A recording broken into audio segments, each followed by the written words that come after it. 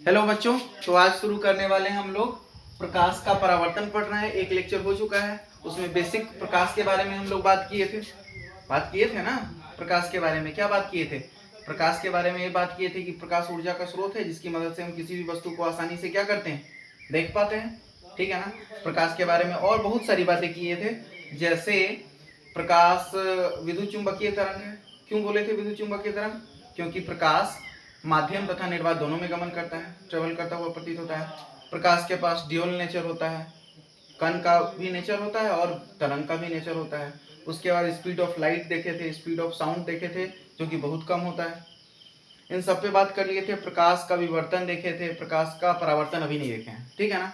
उससे पहले हम लोग वस्तु दो प्रकार का होता है, लुमिनस और नॉन लुमिनस, दीप्त वस्तु अदीप्त वस्तु, इन सब पे बात कर लिए हैं। आज हम लोग पढ़ने वाले हैं, अभी भी परावर्तन नहीं पढ़ने वाले हैं, अभी हम लोग लाइट के बारे में कुछ और बात करने वाले हैं। पहला टॉपिक होने वाला है प्रकाश किरण। प्रकाश किरण पढ़ चुके हैं क्या? प्रकाश स्रोत पढ़ लेते हैं। प्रकाश किरण पढ़ चुके थे। क्या था प्रकाश किरण? गुड़िया पता है तुमको? नहीं, प्रकाश किरण ये हुआ था कि जब प्रकाश सरल रेखा में चलती हुई प्रतीत होती है, उस पथ को हम प्रकाश किरण बोल रहे थे। अब हम पढ़ने वाले हैं प्रकाश स्रोत। क्या पढ़ने वाले हैं? प्रकाश स्रोत। अच्छा, इसको रटना नहीं है, समझना है। जैसे बचपन में हम लोगों को सिखाया गया था कि जल स्रोत क्या होता है, जिससे जल प्राप्त करते हैं। जैसे चापाकल जल स्रोत है, नदी जल स्रोत है, तालाब जल स्रोत है, झरना जल स्रोत है, जहां से जल प्राप्त कर सकते हैं। उसी तरह है अब टॉपिक प्रकाश स्रोत। वो सभी वस्तुएं जिससे हमको प्रकाश प्राप्त होता है, प्रकाश स्रोत है। जलता हुआ बल्ब प्रकाश स्रोत है, सूर्य प्रकाश स्रोत है, तारा प्रकाश स्रोत है। खत्म हो गया प्रकाश स्रोत। इतना सिंपल तो है। वे सभी वस्तुएं जो प्रकाश उत्सर्जित करती है वो क्या कहलाएगा? प्रकाश स्रोत। आया पकड़ में? बहुत बढ़िया। लिखते हैं परिभाषा। वे सभी वस्तुएं जिनसे प्रकाश उत्सर्जित होती है, वे सभी वस्तुएं जिनसे प्रकाश उत्सर्जित होती है उसे प्रकाश स्रोत कहते हैं। उसे प्रकाश स्रोत कहते हैं। एग्जाम्पल क्या हुआ? एग्जाम्पल, सूर्य, प्रकाश उत्सर्जित हो रही है उससे, तो सूर्य क्या हुआ? प्रकाश स्रोत। तारा, जलती हुई मोमबत्ती,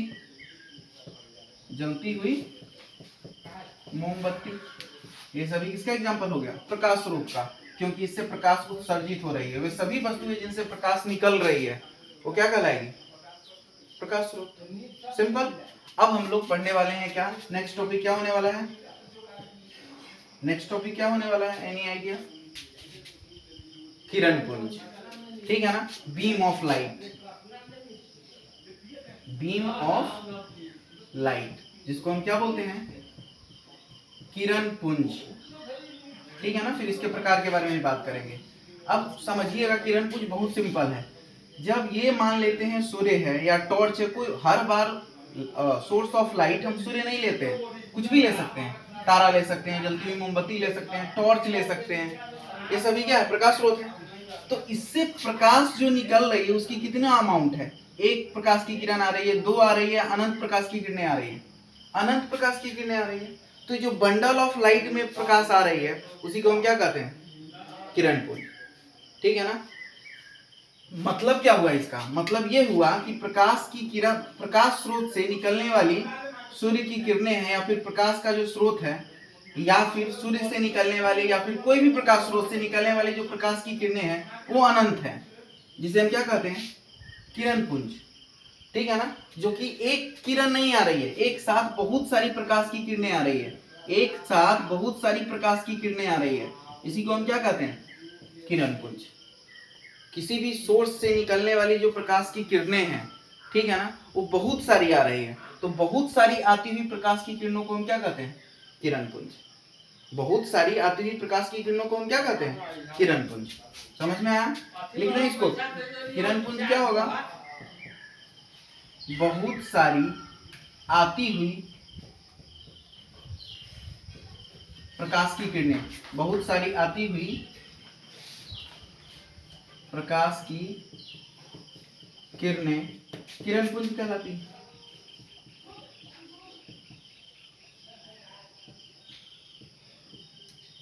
है। जैसे ये अगर टॉर्च है मान लेते हैं, ये क्या है, टॉर्च, जो कि सोर्स ऑफ लाइट है, प्रकाश स्रोत है, तो इससे कितनी प्रकाश की किरणें आएगी, बहुत सारी प्रकाश की किरणें आ रही है, पैरेलल बीम आ रही है, बहुत सारी अनंत प्रकाश की किरणें आ रही हैं। तो बहुत सारी आती हुई प्रकाश की किरणें क्या कहलाती है, किरण पुंज कहलाती है। समझ में आ गया, कोई दिक्कत है? अब ये किरण पुंज कितने प्रकार का होगा, तो 3 प्रकार का होगा। ये किरण पुंज कितने प्रकार का होगा, 3 प्रकार का। कौन कौन सा? अब ये सारी किरण पुंज एग्जाम में आता है 2 नंबर में कि प्रकाश किरण किसे कहते हैं, तो बहुत सारी आती हुई प्रकाश की किरणें क्या कहलाती है, या फिर बंडल ऑफ लाइट को हम क्या कहते हैं, बंडल ऑफ लाइट को क्या कहते हैं, किरण पुंज, बीम ऑफ लाइट। ठीक है ना? जब प्रकाश की किरणें बहुत सारी है, एक किरण नहीं है, सिंगल रे ऑफ लाइट नहीं है, मल्टीपल रे ऑफ लाइट है, बहुत सारी प्रकाश की किरणें जा रही है, तो इसे हम क्या बोल दिए, किरण पुंज। ये कितने प्रकार का होगा, 3 प्रकार का। अभिसारी किरण पुंज, दूसरा अपसारी किरण पुंज, अपसारी किरण पुंज, और तीसरा कौन सा होगा, तीसरा कौन सा होगा, एक तो हो गया कन्वर्जिंग, एक हो गया डाइवर्जिंग, और तीसरा समांतर किरण पुंज। बहुत बढ़िया, समांतर किरण पुंज। ठीक है, ये 3 प्रकार का होगा। अभी सारी किरण पुंज को हम लोग बोलते हैं converging, converging beam of light, converging beam of light. Beam of light का मतलब क्या हुआ, किरण पुंज, और अभिसारी का मतलब क्या हुआ, कन्वर्जिंग। अपसारी का मतलब क्या होता है, डाइवर्जिंग बीम ऑफ लाइट, और इसको क्या बोलते हैं, parallel beam of light, parallel beam of light. ठीक है ना? तीनों को एक एक करके समझने वाले हैं, अभिसारी किरण पुंज को, अपसारी किरण पुंज को, और समांतर किरण पुंज को। उससे पहले फटाफट नोट कर लो, फिर आगे कहानी को बढ़ाते हैं। ठीक है, अब हम लोग शुरू करने वाले हैं। अभिसारी किरण पुंज क्या होता है, अपसारी किरण पुंज क्या होता है, और समांतर किरण पुंज क्या होता है। प्रकाश स्रोत समझ में आ गया? ठीक है, जिनसे प्रकाश उत्सर्जित हो रही है वो प्रकाश स्रोत है। किरण पुंज क्या हुआ, बहुत सारी आती हुई प्रकाश की किरणें, मतलब बंडल ऑफ लाइट को हम क्या बोल रहे हैं, किरण पुंज। ये कितने प्रकार का हुआ, 3 प्रकार का। अभिसारी किरण पुंज, अपसारी किरण पुंज, और समांतर किरण पुंज। एक एक करके तीनों को समझ लेते हैं। पहले हम लोग समझते हैं अभिसारी किरण पुंज, अभिसारी किरण पुंज। डायग्राम याद होगा, सब कुछ क्लियर हो जाएगा। डायग्राम को याद रखना है, इसके अगर पिक्चर को याद रख लिए तो फिर परिभाषा में कुछ भी नहीं, पिक्चर देख करके आसानी से परिभाषा को लिखा जा सकता है। अब समझना, किसी प्रकाश स्रोत से अनंत प्रकाश की किरणें आ रही हैं, किसी प्रकाश स्रोत से कितनी प्रकाश की किरणें आ रही है, अनंत प्रकाश की किरणें आ रही है। कोई प्रकाश स्रोत है जिससे अनंत प्रकाश की किरणें आ रही है, और सभी एक बिंदु पर मिल रही है। सभी कितने बिंदु पे मिल रही है, एक बिंदु पे मिल रही है, तो इसे हम क्या कहते हैं, अभिसारी किरण पुंज। अभिसरित कर देना, बहुत सारी प्रकाश की किरणों को एक जगह क्या करना, एकत्रित कर देना, क्या कहलाता है, क्या कहलाता है, अभिसारी किरण पुंज। बहुत सारी आती हुई किरण पुंज एक जगह क्या हो जा रही है, एकत्रित हो जा रही है, इसे हम क्या कह रहे हैं, अभिसारी किरण पुंज। बहुत सारी आती हुई प्रकाश की किरणें एक जगह कन्वर्ज हो जा रही है। ठीक है ना? कन्वर्ज मतलब एक जगह इकट्ठी हो जा रही है, तो अब हम इसे क्या बोलेंगे, अभिसारी किरण पुंज। ठीक है ना? परिभाषा भी यही लिखने वाले हैं हम। बहुत सारी आती हुई प्रकाश की किरणें एक जगह क्या हो जा रही है, अभिसरित हो जा रही है, मतलब एकत्रित हो जा रही है। अभिसारी का मतलब होता है एकत्रित होना। क्या होना, एकत्रित होना, इकट्ठा होना एक जगह। तो बहुत सारी आती हुई प्रकाश की किरण पुंज एक जगह एकत्रित हो जा रही है, इसे हम क्या कहते हैं, अभिसारी किरण पुंज। परिभाषा भी कुछ ऐसा ही होने वाला है। बहुत सारी आती हुई प्रकाश की किरणें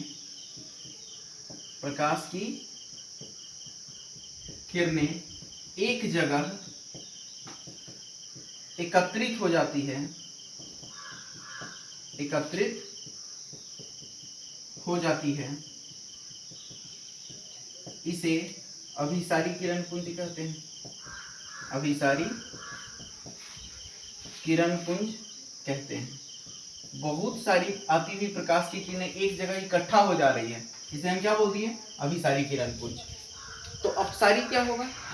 अपसारी में क्या होगा समझना, इसका जस्ट अपोजिट होने वाला है अपसारी, दूसरा अपसारी किरण पुंज। किसी एक बिंदु स्रोत से, मान लेते हैं ये एक बिंदु स्रोत है, ये क्या है? बिंदु स्रोत। यहां से बहुत सारी प्रकाश की किरणें चारों तरफ फैल जा रही है। किसी बिंदु स्रोत से प्रकाश की किरणें चारों तरफ फैल जा रही है, उसमें क्या हो रहा था? बहुत सारी प्रकाश की किरणें एक जगह क्या हो रही है? इकट्ठा हो रही है, एकत्रित हो रही है। तो इसको हम क्या बोल दिए? अभिसारी किरण पुंज, कन्वर्जिंग रे, ठीक है ना। और यहाँ से प्रकाश की किरणें चारों तरफ फैल जा रही है, इधर भी फैल रही है, इधर भी फैल रही है, किसी बिंदु स्रोत से। इसको हम क्या बोल दिए? बिंदु स्रोत। मतलब एक बहुत छोटा सा स्रोत है जिससे प्रकाश की किरणें चारों तरफ निकल रही है और फैल जा रही है, तो इसे हम क्या बोल दिए? अभिसारी किरण पुंज। क्लियर है? तो किसी बिंदु स्रोत से प्रकाश की किरणें चारों तरफ फैल जा रही है, इसे हम क्या बोल रहे हैं? अपसारी किरण पुंज। सिंपल है, समझ में आया? इसका सबसे सरल एग्जांपल क्या है कि मान लीजिए एक बल्ब जल रहा है। क्या जल रहा है? यहाँ पे फील करिए कि यहाँ मेरे हाथ में बल्ब है। तो बल्ब से निकलने वाली प्रकाश की किरणें, एक जगह से बल्ब निकल रही है और चारों दिशा में फैल रही है, चारों दिशा में फैल रही है। अगर ये बल्ब है, अगर ये बल्ब है, तो इससे निकलने वाली प्रकाश की किरणें सभी दिशाओं में फैल रही है कि नहीं फैल रही है? तो इसे हम क्या बोल दिए? अपसारी किरण पुंज। किसी बिंदु स्रोत से निकलने वाली प्रकाश की किरणें चारों तरफ फैल जाती है, इसे हम क्या कहते हैं? अपसारी किरण पुंज। अभिसारी में अलग था, बहुत सारी आती हुई प्रकाश की किरणें एक जगह इकट्ठा हो रही है, वो अभिसारी किरण पुंज हो गया। अपसारी किरण पुंज में क्या हो रहा है? किसी बिंदु स्रोत से प्रकाश की किरणें उत्सर्जित हो रही है और चारों तरफ क्या हो रही है? फैल रही है, इसे हम क्या बोल दिए? अपसारी। परिभाषा लिखते हैं, किसी बिंदु स्रोत से, किसी बिंदु स्रोत से निकलने वाली प्रकाश की किरणें, किसी बिंदु स्रोत से निकलने वाली प्रकाश की किरणें चारों तरफ फैल जाती है, इसे क्या बोल रहे हैं हम? अपसारी किरण पुंज कहते हैं। अपसारी किरण पुंज कहते हैं, ठीक है। और सबसे लास्ट कौन सा है? लास्ट में है समांतर किरण पुंज, जो यहाँ पे डिफाइन कर रहे हैं और समझा रहे हैं। तीसरा कौन सा होगा? समांतर किरण पुंज। समांतर किरण पुंज, पैरेलल बीम ऑफ लाइट, इसको क्या बोलेंगे? Parallel beam of light. इसमें क्या हो रहा है? इसमें क्या हो रहा है कि बहुत सारी आती हुई प्रकाश की किरणें आपस में समांतर हो जा रही है। बहुत सारी आती, किसी प्रकाश स्रोत से आती हुई प्रकाश की किरणें अगर समांतर हो जाए, समांतर मतलब क्या होता है? दो रे ऑफ लाइट के बीच का डिस्टेंस हमेशा समान हो तो इसे समांतर रेखा कहते हैं। अगर दोनों लाइन एक दूसरे को कभी नहीं काटे, देखिए फील करिएगा, ये दोनों रेखा कैसी है? समांतर रेखा है, ठीक है ना। तो अगर रेखा की जगह प्रकाश है, रेखा की जगह क्या है? प्रकाश है, तो ये दोनों कभी एक दूसरे को इंटरसेक्ट काट रही है क्या? काट रही है क्या? नहीं काट रही है, तो इसे हम क्या बोलेंगे? समांतर किरण पुंज, ठीक है ना। तो किसी प्रकाश स्रोत से आती हुई प्रकाश की किरणें आपस में समांतर हो तो उसे हम क्या बोलेंगे? समांतर किरण पुंज। क्लियर है? उम्मीद करते हैं समझ में आया होगा। तो समांतर किरण पुंज को कैसे लिखेंगे? किसी प्रकाश स्रोत से उत्सर्जित, किसी प्रकाश स्रोत से उत्सर्जित प्रकाश की किरणें समांतर हो तो उसे समांतर किरण पुंज कहते हैं। समांतर किरण पुंज कहते हैं। किरण पुंज क्यों? क्योंकि एक लाइट नहीं आ रही है, अनंत लाइटें आ रही हैं, बहुत सारी प्रकाश की किरणें आ रही है और आने के बाद ये आपस में क्या हो जा रही है? समांतर। तो इसको हम क्या बोल दिए? समांतर किरण पुंज। समांतर किरण पुंज, ये क्या हो गया, बहुत सारी आती हुई प्रकाश की किरणें एक जगह एकत्रित हो जा रही है, तो इसको हम बोल दिए अभिसारी किरण पुंज। डायग्राम मोस्ट इंपोर्टेंट है, बिना डायग्राम के अगर आप परिभाषा लिखिएगा एग्जाम में नंबर नहीं मिलेगा। नंबर मिलेगा मतलब नंबर को काट लिया जाएगा, जितना चाहिए था उतना नंबर नहीं मिल पाएगा। मान लीजिए अगर एक टोटल क्वेश्चन कि किरण पुंज किसे कहते हैं और इसके प्रकार को समझाइए, अगर 3 नंबर का क्वेश्चन है, अगर आप डायग्राम नहीं बनाते हैं तो फिर नंबर काट लिया जाएगा। 3 नंबर में हो सकता है 1.5 नंबर दे, 2 नंबर दे, 1 नंबर दे, लेकिन डायग्राम के साथ अगर आप किसी परिभाषा को परिभाषित करते हैं तो पूरा का पूरा नंबर मिलेगा। तो हमेशा ख्याल रखना है जहाँ भी डायग्राम पॉसिबल है वहाँ पे डायग्राम आप पेंसिल से बनाना है, पेन का यूज नहीं करना है डायग्राम बनाने में, चाहे मैथ्स हो, चाहे साइंस हो, चाहे अदर कोई पेपर हो, हमेशा डायग्राम को पेंसिल से ही बनाना है। क्लियर है? तो जब फिर से रिवाइज करते हैं, बहुत सारी प्रकाश की किरणें अगर एक जगह एकत्रित हो रही है तो इसे हम क्या बोल दिए, अभिसारी किरण पुंज। ठीक है ना? अगर किसी बिंदु स्रोत से प्रकाश की किरणें चारों तरफ फैल जा रही है, यहाँ भी, यहाँ भी, यहाँ भी, यहाँ भी, तो इसको अपसारी किरण पुंज बोल दिए। और जब किसी प्रकाश स्रोत से प्रकाश की किरणें समांतर हो जा रही है, आने वाली प्रकाश की किरणें क्या हो जा रही है, समांतर, तो इसे हम क्या बोल दिए, समांतर किरण पुंज। समझ में आ गया? कोई दिक्कत है? अगला टॉपिक क्या होगा, फटाफट नोट करिए, शुरू करते हैं नेक्स्ट टॉपिक। अगला टॉपिक क्या होगा, हो गया नोट? अगला टॉपिक होने वाला है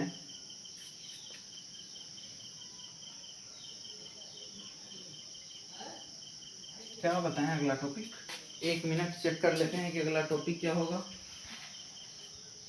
प्रकाश का परावर्तन शुरू करें क्या?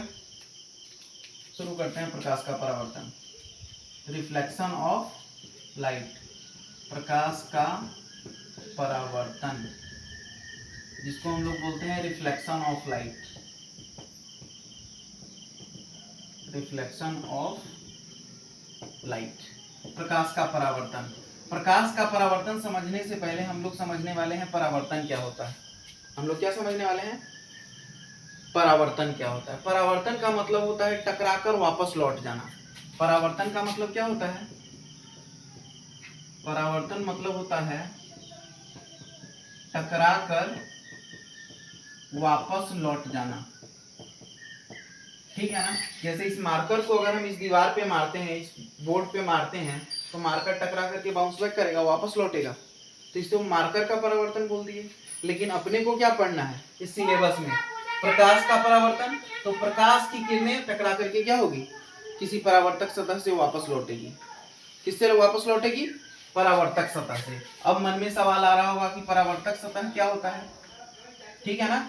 सब कुछ क्लियर करेंगे, पहले समझते हैं कि प्रकाश का परावर्तन क्या हुआ। मान लेते हैं ए एक परावर्तक सतह है, परावर्तक सतह को ही हम लोग बोल सकते हैं अपारदर्शी वस्तु।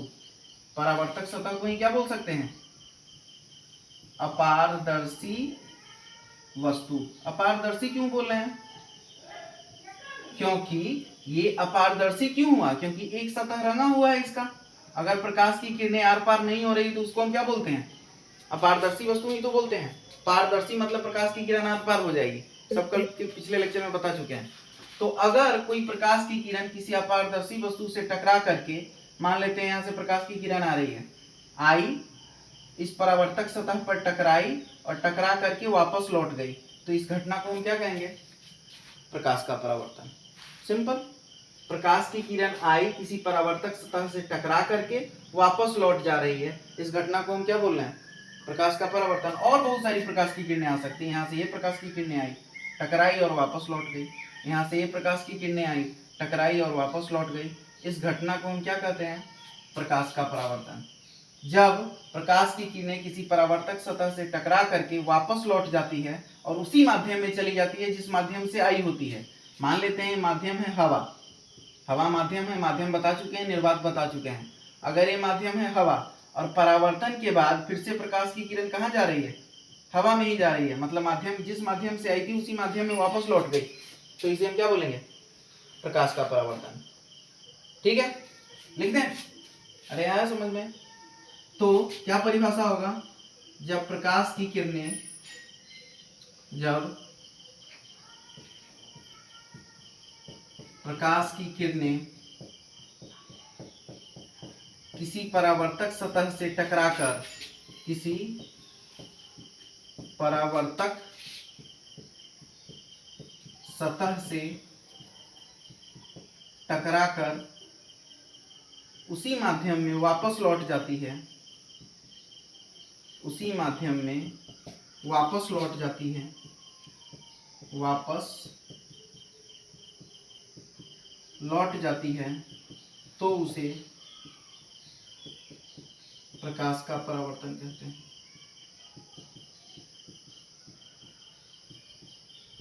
क्लियर है? आया समझ में? रिफ्लेक्शन ऑफ लाइट, प्रकाश की किरण आई, किसी अपारदर्शी वस्तु से या फिर परावर्तक सतह से टकराई और फिर से उसी माध्यम में लौट गई जिस माध्यम से आई थी। अभी हवा है माध्यम और फिर से वापस बाउंस पे कहाँ हो गई? हवा में ही। तो इसे हम क्या बोल दिए? प्रकाश का परावर्तन। जब प्रकाश की किरणें किसी परावर्तक सतह से टकराकर उसी माध्यम में वापस लौट जाती है तो उसे हम क्या कहते हैं? प्रकाश का परावर्तन।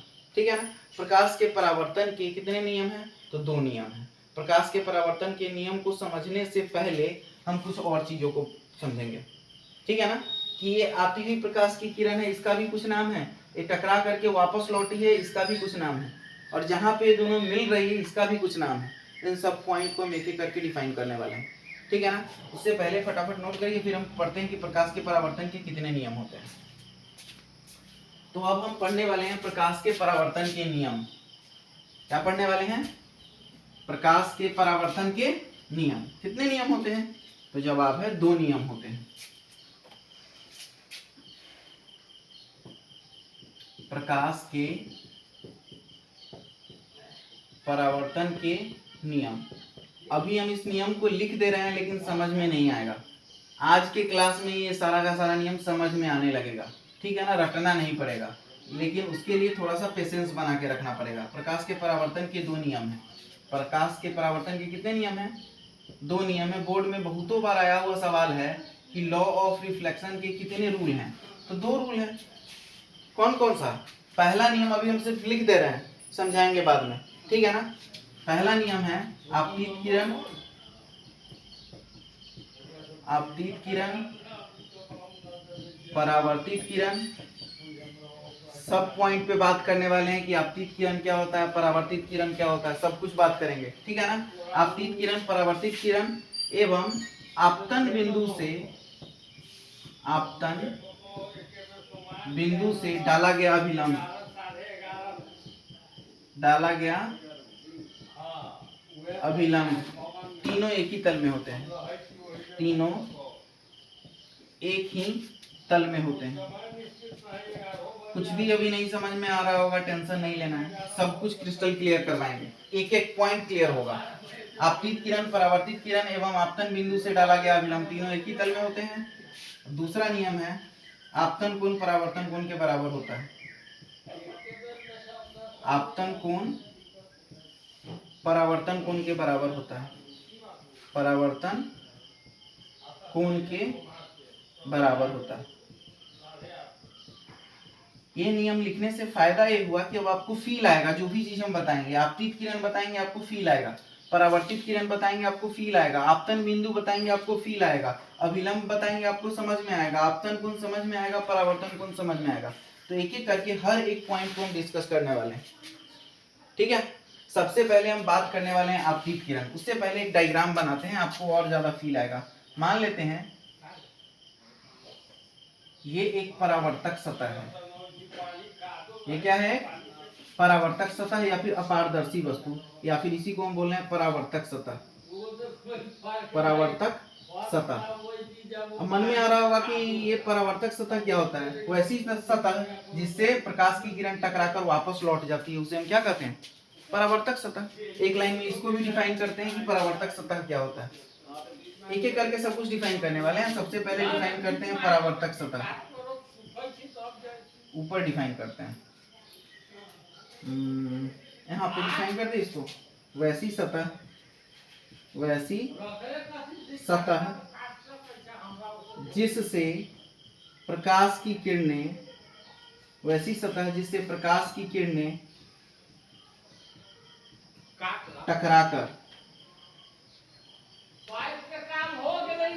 टकराकर वापस लौट जाती है, उसे परावर्तक सतह कहते हैं। परावर्तक सतह कहते हैं। जहां से भी प्रकाश की किरण टकरा के लौट रही है, इस सतह को हम क्या कहेंगे? परावर्तक सतह। अब आपको दिखाई दे रहा होगा कि ये वाला सतह परावर्तक सतह हुआ, क्योंकि लाइट यहीं से टकरा के वापस लौटेगी। पीछे वाली सतह तो रंगी हुई है, तो यहाँ से टकरा के वापस तो लौटना नहीं है प्रकाश को, तो ये हुआ परावर्तक सतह। ये क्या हुआ? परावर्तक सतह। परावर्तक सतह समझ में आ गया। अब इस परिभाषा में जो जो पॉइंट यूज हुआ है, हर एक पॉइंट को हम समझने वाले हैं। प्रकाश के परावर्तन के दो नियम हो गए, आपतित किरण, परावर्तित किरण एवं आपतन बिंदु से डाला गया अभिलंब, तीनों एक ही तल में होते हैं और आपतन कोण परावर्तन कोण के बराबर होता है। मतलब यहाँ से हम लिख सकते हैं एंगल आई बराबर एंगल आर। सारे पॉइंट को हम क्लियर करने वाले हैं अभी के अभी। समझिएगा, ये प्रकाश की किरणें आई और किसी परावर्तक सतह से टकराकर वापस लौट गई, तो ये हो गया परावर्तन। कोई दिक्कत? परावर्तन सबसे पहले पढ़े हैं कि प्रकाश का परावर्तन क्या है। जब प्रकाश की किरणें आई, किसी परावर्तक सतह से टकराकर फिर से पुनः उसी माध्यम में लौट गई, तो ये प्रकाश का परावर्तन हो गया। अब इसके कितने नियम हुए? दो नियम हुए। पहला नियम बोलता है आपतित किरण, परावर्तित किरण एवं अभिलंब। इन तीनों को पहले समझते हैं कि आपतित किरण क्या है। तो आने वाली जितनी भी किरणें हैं उन सभी को हम बोलते हैं आपतित किरण, और टकरा कर वापस लौटने वाली जितनी भी किरणें हैं उसको हम क्या बोलेंगे? परावर्तित किरण। तो ये क्या हुआ? आपतित किरण। आपतित किरण, जो भी आने वाली किरणें हैं वो आपतित किरण हुआ, और जो भी टकरा कर वापस लौटने वाली किरणें हैं उसको हम क्या बोलती है? परावर्तित किरण। एक एक लाइन में डिफाइन करते चलेंगे आपतित किरण को। आपतित किरण को हम बोलते हैं इंसिडेंस रे या फिर इंसिडेंट रे, और परावर्तित किरण को क्या बोलते हैं? Reflected ray. रिफ्लेक्टेड रे, ठीक है। अब इस नियम को आप लोग फटाफट नोट करिए। हम नियम को मिटा रहे हैं, फिर से इस नियम पे वापस आएंगे। अभी हमको समझाना क्या था? इस आपतित किरण को, इस परावर्तित किरण को और इस अभिलंब को, फिर आपतन कोण को और फिर परावर्तन कोण को। नियम लिख के रख लीजिए, फिर से वापस होने वाले हैं इस पे। तब तक हम मिटा रहे हैं इसको ताकि आप लोगों को फील दिला सकें।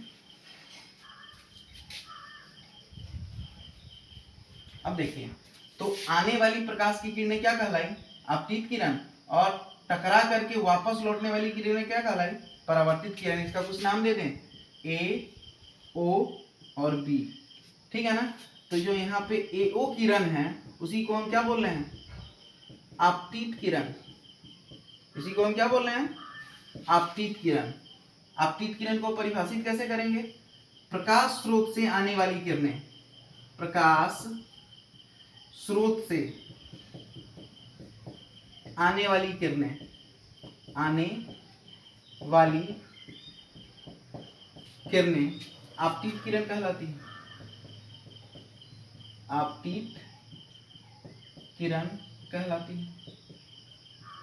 प्रकाश स्रोत से जितनी भी किरणें आ रही है, आने का डायरेक्शन हो गया, तो आने वाली जितनी भी किरणें और किरण आएगी ये सभी की सभी क्या होगी? आपतित किरण होगी। और जो टकरा करके वापस लौट रही इसको हम क्या बोल रहे हैं? परावर्तित किरणें, ठीक है ना। तो दूसरा होने वाला है परावर्तित किरण। यहाँ पे जो O और B बिंदु दिखाई दे रहा है, OB, यही क्या है? परावर्तित किरण। OB क्या हुआ? परावर्तित किरण, ठीक है ना। अब परावर्तित किरण को डिफाइन कैसे करें? प्रकाश स्रोत से आने वाली किरणें आपतित किरण हो गई, और परावर्तक सतह से टकराकर वापस लौटने वाली किरणें परावर्तित किरण हो गई। जैसे बोल रहे हैं वैसे ही लिखना है। परावर्तक सतह से टकराकर वापस लौटने वाली किरणें, वापस लौटने वाली किरणें परावर्तित किरण कहलाती है। परावर्तित किरण कहलाती है। तो आने वाली किरणें आपतित किरण हो गई, टकरा के वापस लौटने वाली किरणें क्या हो गई? परावर्तित किरण, ठीक है ना। अब ये आने वाली किरणें और टकराकर वापस लौटने वाली किरणें जिस बिंदु पर मिल रही है, इस बिंदु को हम बोलते हैं आपतन बिंदु। क्या बोलते हैं इसको? आपतन बिंदु, ठीक है ना। कैसे डिफाइन करेंगे आपतन बिंदु को? ये जो बिंदु O हुआ इसको हम बोल रहे हैं क्या? आपतन बिंदु। यही वो बिंदु है जहां पर आपतित किरण और परावर्तित किरण मिल रही है।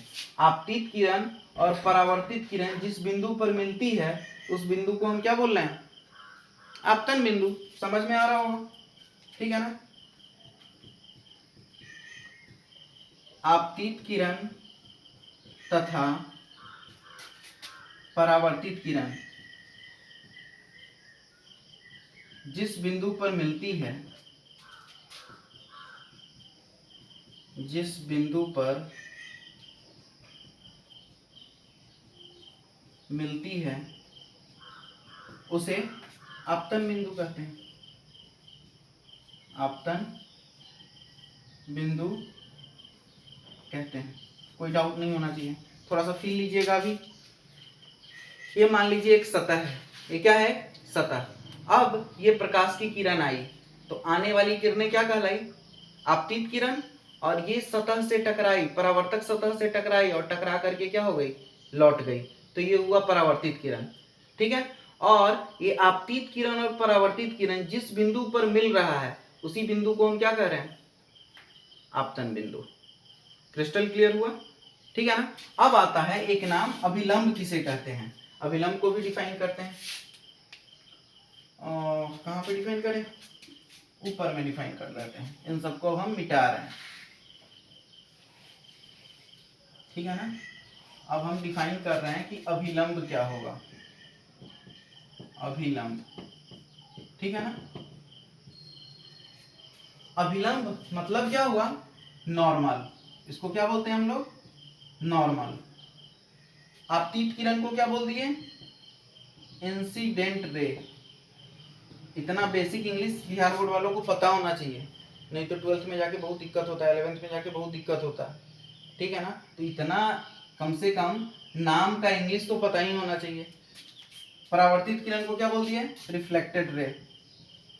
Reflected ray. आपतन बिंदु को पॉइंट ऑफ इंसिडेंस या फिर हाँ ठीक है, point of incidence. Point of incidence जहां पे आपतित किरण और परावर्तित किरण मिल रही है उसे आपतन बिंदु बोल दिए। इसे हम बोलते हैं पॉइंट ऑफ इंसिडेंस, ठीक है। अभिलंब को बोल दिए नॉर्मल। नॉर्मल क्या हुआ? आपतन बिंदु से डाला गया लंब। आपतन बिंदु से डाला गया लंब, ये लंब हम डाल रहे हैं। लंब मतलब 90 डिग्री खींचना इस सतह पर। इस परावर्तक सतह पे आपतन बिंदु से हम एक लंब डाल रहे हैं, यही क्या कहला है? अभिलंब। और इसको हम n से सूचित कर रहे हैं, यही मेरा अभिलंब है। यही मेरा क्या है? अभिलंब। समझ में आया? आपतन बिंदु से डाला गया लंब, परावर्तक सतह पर डाला गया लंब क्या कहलाता है? अभिलंब कहलाता है, ठीक है ना? तो यहाँ पे डिफाइन क्या करेंगे? आपतन बिंदु से डाला गया लंब कहां पर लंब डाला जा रहा है? परावर्तक सतह पर। आपतन बिंदु से परावर्तक सतह पर डाला गया लंब। आपतन बिंदु से परावर्तक सतह पर डाला गया लंब अभिलंब कहलाता है। अभिलंब कहलाता है। अब जो भी दो नियम लिखे हैं उसमें से हर एक पॉइंट को हम पहले समझा रहे हैं, क्योंकि नियम को रटना नहीं है, नियम को समझना है। तो नियम को समझने के लिए नियम में जो जो टर्म यूज हुआ है उन हर एक टर्म को समझना पड़ेगा। पहले बोला गया था आपतित किरण, आने वाली किरण आपतित किरण हो गई। फिर बोला गया था परावर्तित किरण, तो टकरा कर वापस लौटने वाली किरण परावर्तित किरण हो गई। और आपतन बिंदु, आपतित किरण और परावर्तित किरण जिस बिंदु पर मिल रहे हैं उसे आपतन बिंदु बोल दिए। और आपतन बिंदु से इस परावर्तक सतह पर डाला गया अभिलंब मतलब 90 डिग्री का कोण बनाना क्या कहलाया? अभिलंब कहलाया। क्लियर है? अब आता है अगला टॉपिक कि आपतन कोण क्या होता है और परावर्तन कोण क्या होता है। एंगल ऑफ इंसिडेंस क्या होता है और एंगल ऑफ रिफ्लेक्शन क्या होता है। उससे पहले फटाफट नोट करिए, फिर आगे बढ़ते हैं। अगला है आपतन कोण किसे कहते हैं और परावर्तन कोण किसे कहते हैं। एक लाइन में समझ में आ जाएगा आपतन कोण किसे कहते हैं और परावर्तन कोण किसे कहते हैं। आपतन कोण angle of incidence, angle of incidence, और दूसरा है, एक तो ये टॉपिक पढ़ना है और दूसरा पढ़ना है परावर्तन कोण। परावर्तन कोण जिसको हम बोलते हैं एंगल ऑफ रिफ्लेक्शन। परावर्तन कोण दोनों को एक लाइन में समझ लेंगे, कुछ भी नहीं है।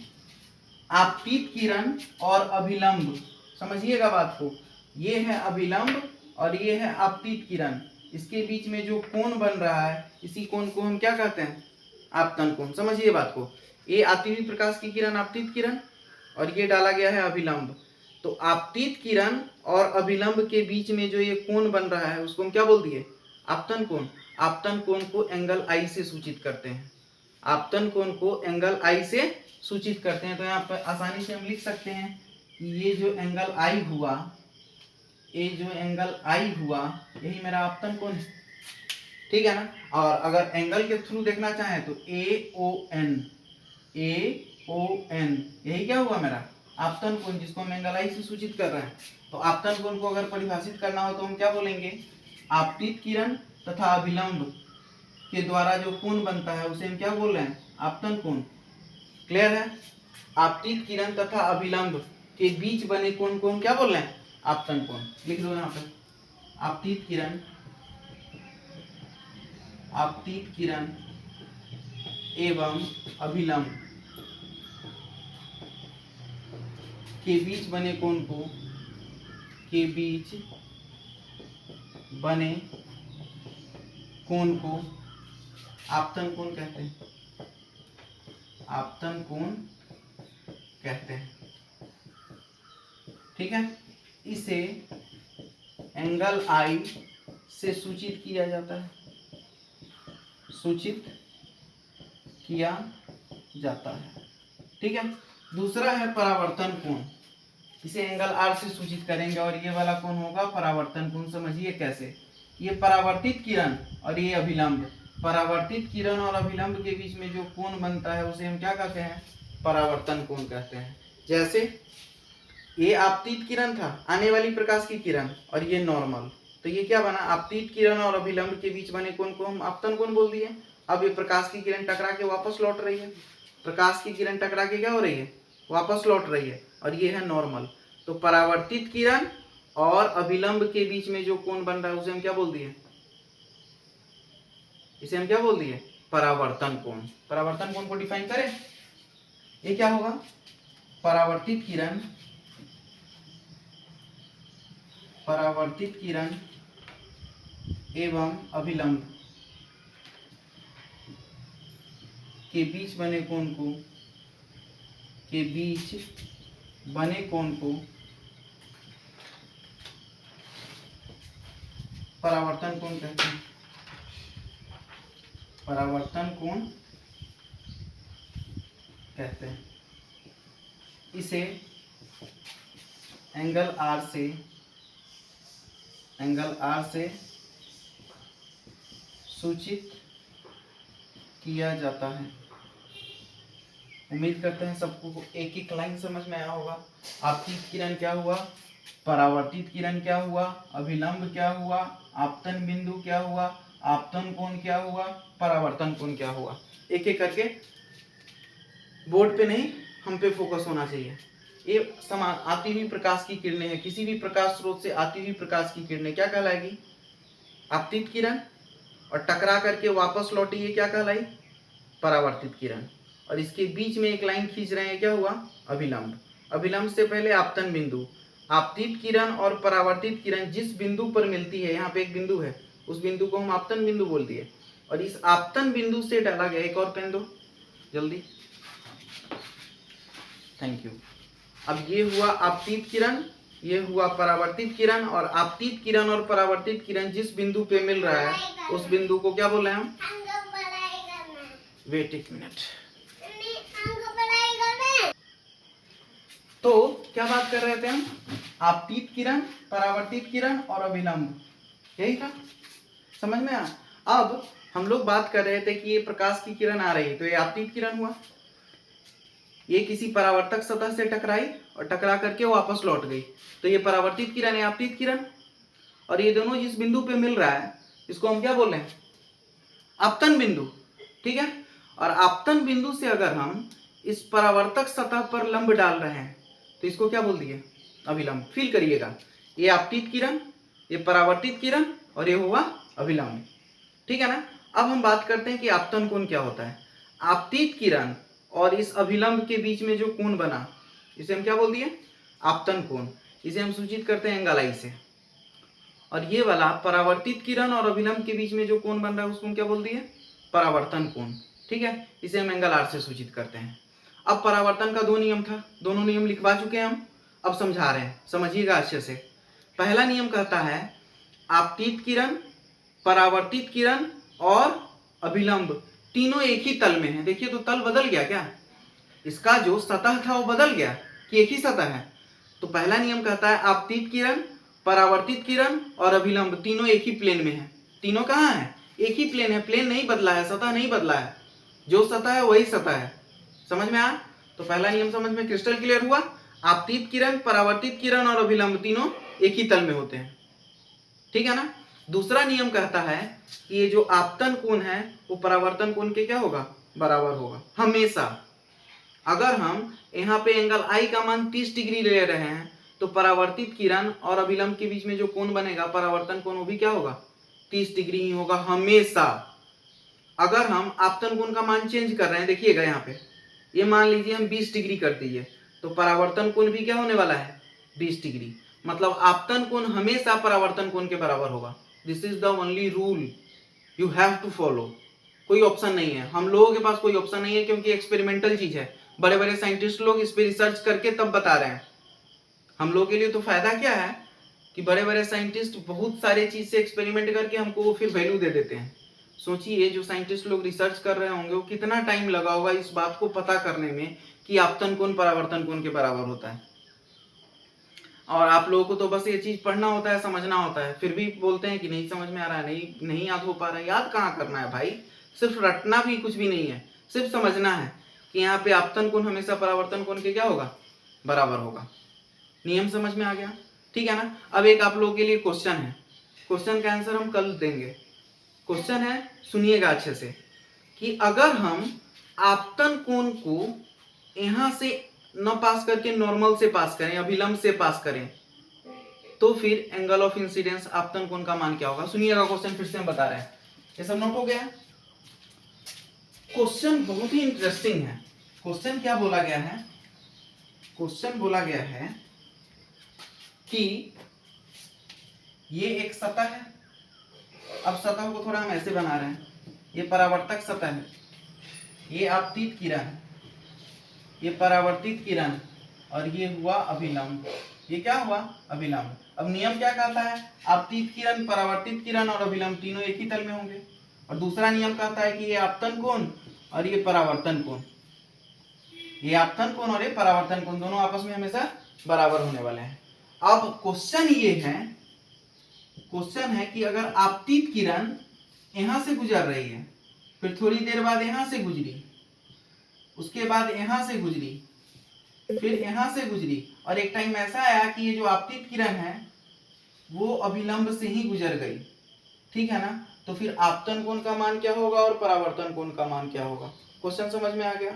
आपतित किरण अब यहां से गुजरते गुजरते एक टाइम ऐसा आया कि आपतित किरण किधर से गुजर रही है? अभिलंब से होकर गुजर रही है, तब आपतन कोण का मान क्या होगा? क्वेश्चन हम लिख दे रहे हैं, यदि आपतित किरण अभिलंब से गुजरे, अभिलंब से गुजरे, तो आपतन कोण का मान क्या होगा?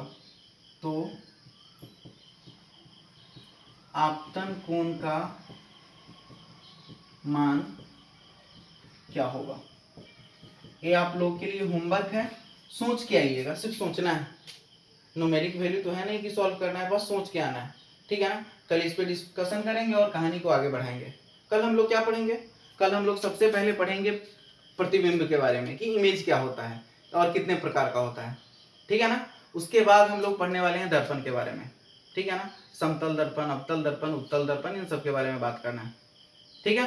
लेकिन उससे पहले हम पढ़ेंगे क्या? प्रतिबिंब, ताकि दर्पण में जब प्रतिबिंब बने तो प्रतिबिंब को आप समझ पाइए कि क्या हो रहा है, ठीक है ना। क्वेश्चन अटेम्प्ट करके आइएगा, समझ में आया तो ठीक है, नहीं तो हम कल इसको एक्सप्लेन करेंगे, ठीक है। तब तक के लिए धन्यवाद, थैंक यू।